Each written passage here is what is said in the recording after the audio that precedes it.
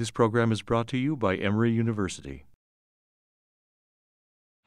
A direct quote is the use of someone else's exact words. Short passages, such as a couple of words or sentences, should be placed in quotation marks. Longer passages can be indented. These are called block quotes. Whether you're using quotation marks or block quotes, you must always give a citation that tells your reader the source of the quote. Consider these examples. We have a page from a scholarly essay on the famous composer Mozart. We also have a sample of your seminar paper. Since this is a long quote or block quote, you have indented the scholar's words to distinguish them from your own words. A citation appears at the end of the quote. This informs the reader where the quotation comes from. Later in the paper, we see a shorter, direct quote. The phrase "phenomenal oral skills" appears in quotation marks.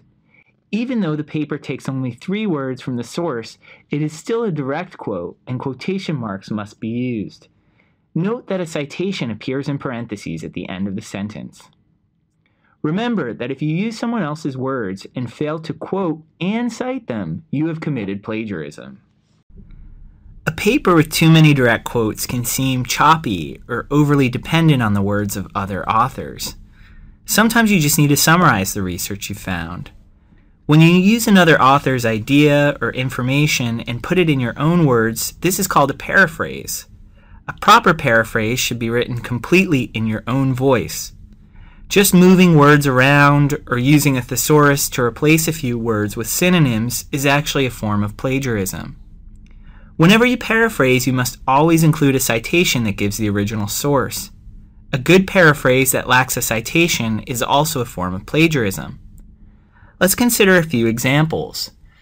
So I have Alex with me who's writing a paper on Mozart. And Alex has read the essay Mozart the Performer and has come across this sentence that he really likes. Quote, "Wolfgang's unique gift was an all-round musicianship of the highest level, manifest in every kind of performance." End quote. So Alex has tried to write a couple of examples of paraphrases, and we're going to go through those and see the various problems with those paraphrases. So why don't you read paraphrase 1 for us, Alex? Throughout all his performances, Mozart displayed a unique gift for all-round musicianship. Great. So when you were writing this paraphrase, what was your method?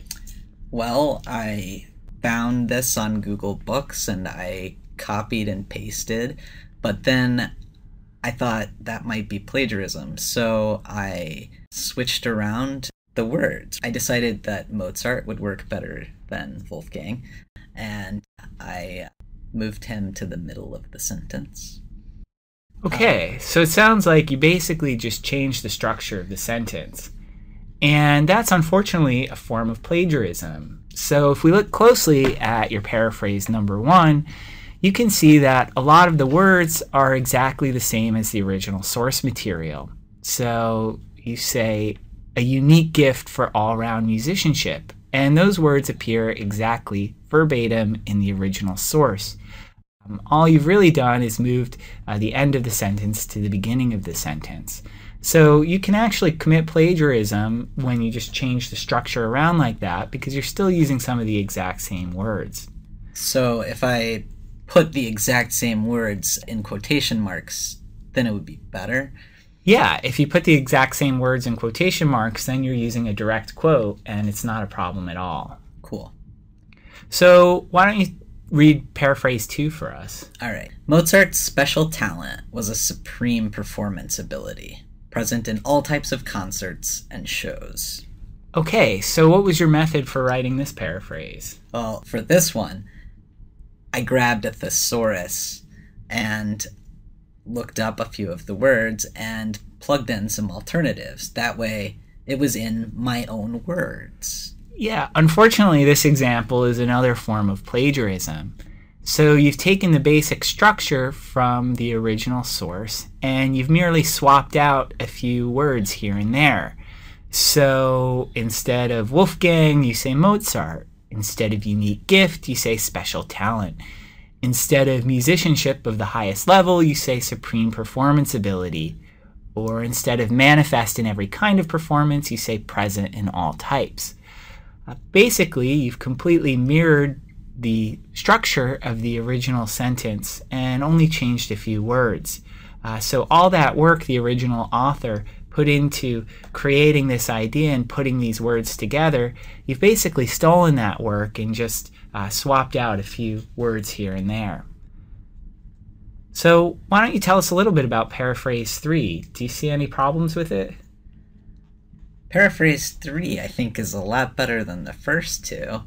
You know, it says, Mozart had a special talent for creating spectacular performances, which is just what I wanted to say. Yeah, well, do you see anything missing from Paraphrase 3? Well, do I really have to cite? Yeah, so you've taken an idea from another author and you haven't cited it. The good thing about this paraphrase is that you've actually taken that idea and put it in your own words.